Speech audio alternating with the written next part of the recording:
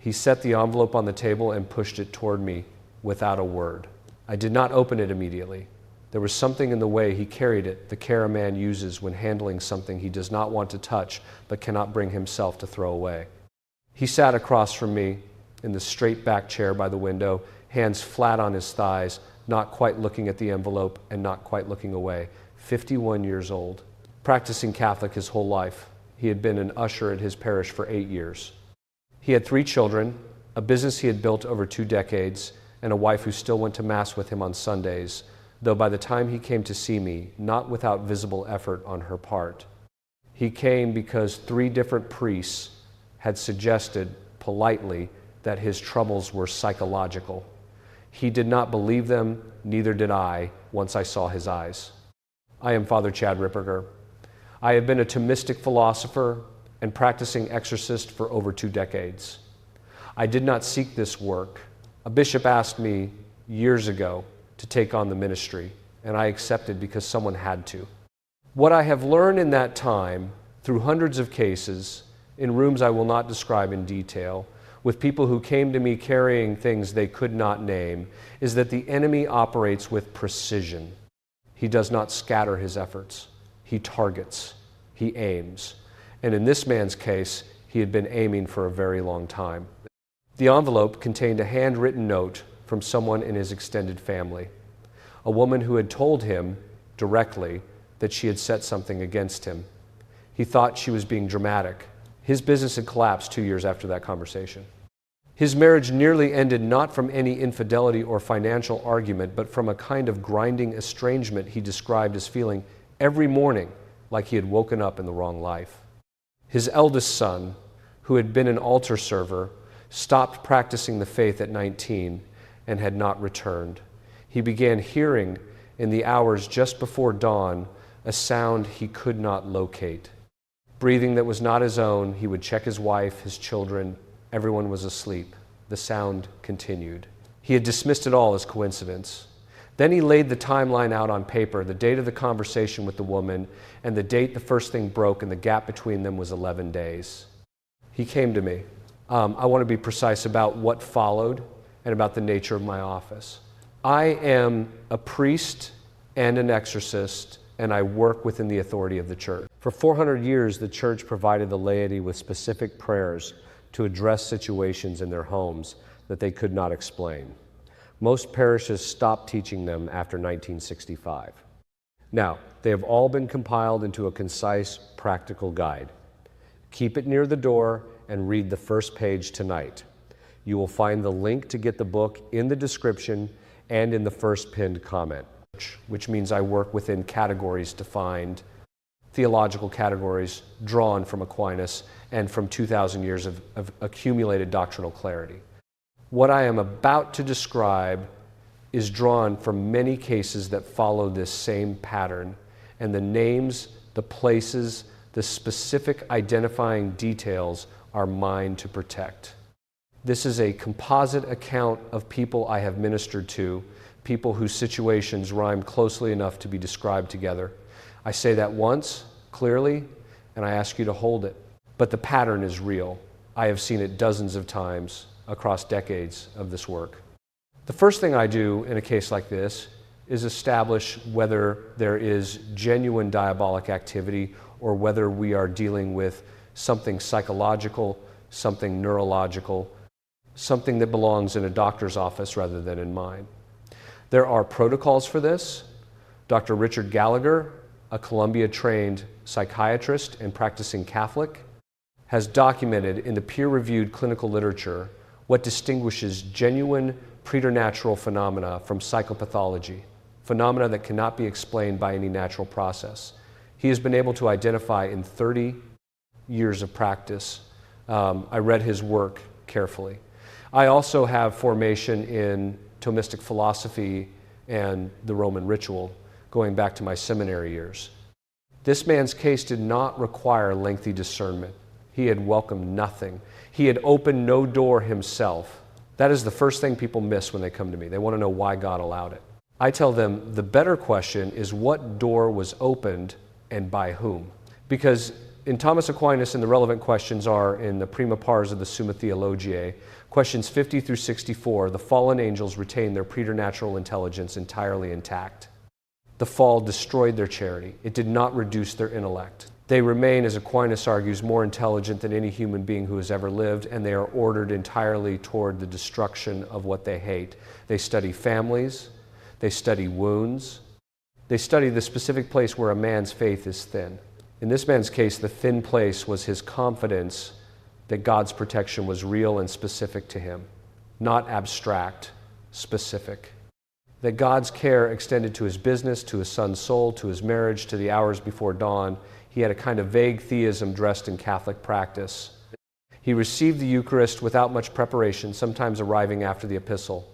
He had not been to confession in 4 months when he came to me. He had not prayed the rosary in longer than that. I am not accusing him. I am diagnosing him. The tradition names 6 categories of diabolic interaction with a human person: temptation, oppression, obsession, infestation, subjugation, and possession. Most people will never experience more than the first. Temptation is the ordinary background of fallen human life. It is what every confessor and spiritual director addresses every week, and it is addressed through ordinary means, through frequent reception of the sacraments, through a structured interior life. But above that baseline, there is a ladder, and a person moves up that ladder only when legal ground is conceded, when the enemy is given something to stand on, a door. St. Thomas Aquinas wrote more than a dozen questions on how fallen angels operate. Most Catholics have never read one line of it. This archive gathers that teaching, the 1,614 rite, and 4 centuries of documented cases into a single reference. Read it slowly, 1 chapter a night. You will find the link to get the book in the description and in the first posted comment. 4. An invitation, a prolonged state of grave sin, an object brought into a home that carries a disordered spiritual intent, sometimes, as in this case, someone else's deliberate act against him. What this man was experiencing was oppression, moving toward obsession, not possession. I want to be clear about the distinction, because the popular imagination collapses all diabolic activity into the dramatic images from films, and the reality is more ordinary and more dangerous for being ordinary. Oppression works from outside on the circumstances, the body, the external conditions of a man's life, the collapsed business, the estranged son, the sense of a weight pressing on the household that no one can articulate, but everyone in the family feels. Obsession presses on the interior, on the thoughts, the imagination, the sleep. The breathing before dawn is a classic marker of what I would call the early stages of obsessive interference, not yet the full siege, the tradition names, but the beginning of it. The sound in the hours before dawn. I want to tell you what that room was like when he described it to me, because the mundane detail matters. He was in his own bedroom in a house he had lived in for 17 years. The window faced a quiet street. His wife breathed the way she always had. The sound was not a voice. It was not a footstep. It was rhythmic, close, and it moved when he moved his head, as if whatever made it was maintaining a fixed distance from his left ear. It lasted between 4 and 11 minutes by his count. He had started counting, because counting was the only thing that kept him from what he described as a feeling of pure cold. Not temperature, cold as a state. Flat, wrong, there. I have heard this described, or something very like it, by perhaps 30 different people across 20 years. The slight variations in the sensory quality tell me something. They indicate that these are not rehearsed accounts, not cases of one person reading another story and reproducing it, but independent contact with something that operates by the same method in different human nervous systems. The Curé d'Ars, St. John Vianney, who died 4 August 1859, was tormented physically by what he called le grappin, the grapple, for decades. He reported furniture overturned in the night, his bed seized, and dragged sounds through the walls of the rectory in Ars that the parishioners sleeping nearby also heard. He was not frightened by it. He said that when le grappin was especially active, it meant a great sinner was coming to him for confession. He had learned over years to read the attack as a sign of approaching grace, the enemy disturbing him, because he knew who was about to sit in that confessional and be freed. Padre Pio received his stigmata 20 September 1918. He reported visible diabolic attacks throughout his life, extending across years, the enemy appearing to him in the form of a naked woman, in the form of his own confessor, once in the form of Pope Pius X, beating him with sufficient physical force that the brothers in the adjacent cells heard the impacts through the walls of the friary. He sustained bruising that had no natural explanation, documented by the physicians who examined him. I tell you this not to dramatize, but to establish ground. These are documented accounts from men now canonized by the Church, men whose supernatural experience was examined by Rome under adversarial conditions. The demonic is real. It operates in ordinary history. It targeted the holiest men available precisely because they were the most dangerous to its designs, because in the confessional at Ars and the friary at San Giovanni Rotondo, something was happening that the enemy genuinely feared. This man in my office was not a saint, but he was a baptized soul, and he was being targeted. And what he was being targeted with connects directly to what this video promises and to what I want you to understand. The note in the envelope was a deliberate act of malice. In my experience across many such cases, such an act carries a specific spiritual character. It is an attempt to establish a legal claim against a person in the spiritual order, not legal in the sense of a civil court. Legal in the sense that the enemy requires a foothold, a point of entry, something he can stand behind when he presses his effort against a soul. The act of another person's deliberate malice, especially when that malice draws on anything connected to occult practice, to the invocation of disordered spiritual powers, to the rites of cursing or binding that have existed in one form or another in every culture that has ever lived outside the light of the gospel. Such an act represents an attempted grant of that foothold. Here's what most people do not understand, and what I spent considerable time explaining to this man that afternoon: that foothold has no binding force over a person in a state of grace. None. The Church has always taught this. It is not a therapeutic modern comfort invented to spare sensitive ears. It is dogmatic anthropology. The authority of the enemy over a baptized soul in a state of grace is radically and structurally constrained. He can aim, he cannot land. His entire effort, then, becomes to convince you otherwise. To generate enough apparent evidence, the collapsed business, the troubled sun, the breathing in the dark, that you begin to believe the attack has succeeded. And in that despair, you thin the grace that was protecting you. You stop going to confession because you feel too far gone. You stop receiving the Eucharist worthily because you tell yourself it would be hypocritical. You stop praying the rosary because nothing seems to work anyway. And now the thinning is real. Now the foothold is real. Not because of what the enemy did, because of what you withdrew. The despair is the strategy. The rest is theater designed to produce the despair. What God does with an attack launched against his people is what Isaiah recorded in chapter 54, verse 17. No weapon formed against you shall prosper. This is not the promise that no weapon will be aimed, the arrow will be fired. The promise is that it shall not prosper, the arrow falls harmless. But the protection operates through your participation in the means God has given. The shield is real. The shield must be carried. Now, I want to tell you what happened to this man in concrete terms, because the truth of this is in the concrete. I told him to go to confession. That week, not after a long preparation, not after a special ceremony or a novena or anything other than what the Church has always provided, he went to a priest, made a thorough examination of conscience, sat in the confessional, and said what he had not confessed in 4 months. He received absolution. Our Lord's words in the Gospel of John, chapter 20, verse 23, whose sins you shall forgive, they are forgiven them. Absolution is a juridical act in the spiritual order, not a declaration of a moral state that may or may not match reality, an execution of a judgment. The foothold the enemy had been pressing on collapses at the moment of absolution, because what gave the foothold any purchase, the state of sin, the gap in the armor is removed. The enemy is left standing on nothing. He received the Eucharist worthily the following Sunday. I want to pause on this because it is the center of everything, and it is what our people have been trained not to believe. The real presence, the actual body and blood, soul and divinity of Christ in the ciborium on the altar, placed on the tongue of a Catholic in a state of grace. This is not a symbol of divine protection. This is God. In the formal rite of exorcism, which I perform under the Roman ritual of 1614, the rite that has governed this ministry in the church for over 400 years, the moment a consecrated host is brought near a person in full possession, the reaction is immediate, violent, and completely involuntary on the part of the afflicted person.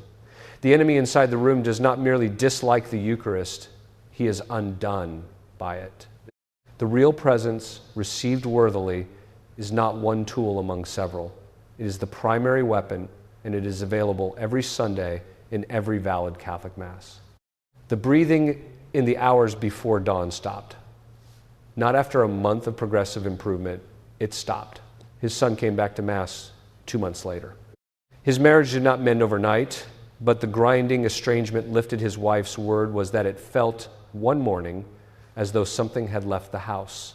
His business did not fully recover, and I will not promise material outcomes. I am a priest, not a financial advisor. But the sense of being hunted, of a weight aimed specifically at him across years, that ended.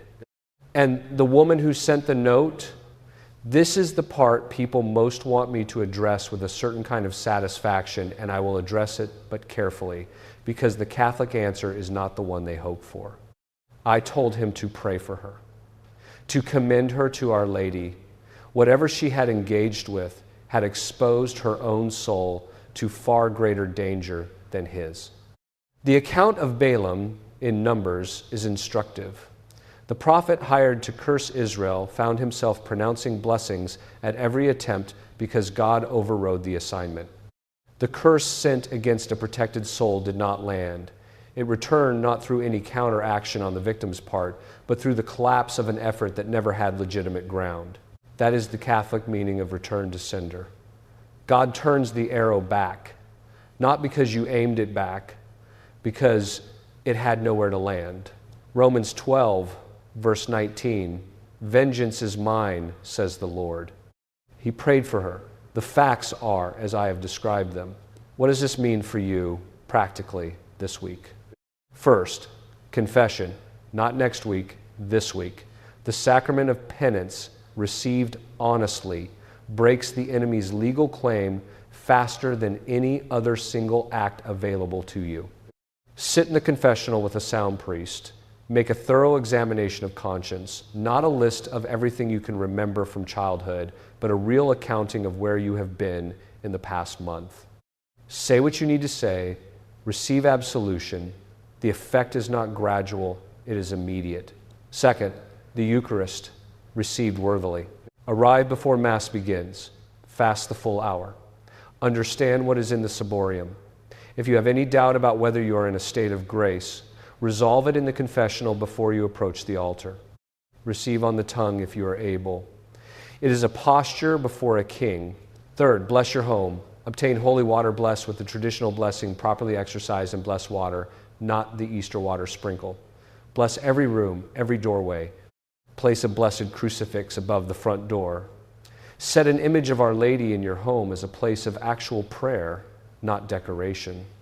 If there are objects in your house connected to occult practice, tarot cards, Ouija boards, anything used in divination or given to you with a disordered intent, remove them.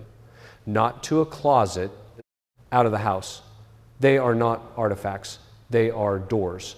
Fourth, consecrate your family to the Sacred Heart of Jesus and the Immaculate Heart of Mary, a formal act of placing your household under a specific spiritual authority the enemy is required to recognize. It is a juridical act in the spiritual order with real structural consequences for what he can do within your home. Fifth, the Rosary, daily, in common if you have a family. Its effect in cases of oppression is documented across centuries. The Christian fleet at Lepanto in October 1571 attributed its victory to it, 5 decades minimum, the Fatima prayer after each decade. Today, if you can. Sixth, find a sound priest for regular spiritual direction. Someone who knows the tradition and will help you build the interior life that is your actual armor. Build community. Isolation is a strategy of the enemy. Form your children in the faith before they are 10. Teach them to pray as conversation, not performance. Teach them what the Eucharist is. Teach them to go to confession. Faith transmitted as cultural identity alone has no roots when the attack comes. I want to say something about why this pattern, this scale of spiritual exposure is visible in the cases coming to me now at a frequency I did not see 20 years ago. In 1965, when the Second Vatican Council closed, the sacrament of confession was received regularly by a substantial portion of the Catholic population in the United States. By 2024, surveys put weekly mass attendance among self-identified Catholics below 15%. A Pew Research study found that fewer than 1 in 3 self-identified American Catholics believed in the real presence of Christ in the Eucharist. 1 in 3. In a sacrament whose entire point is that it is actually Him. This is not simply a statistic. It is a sacramental infrastructure collapse.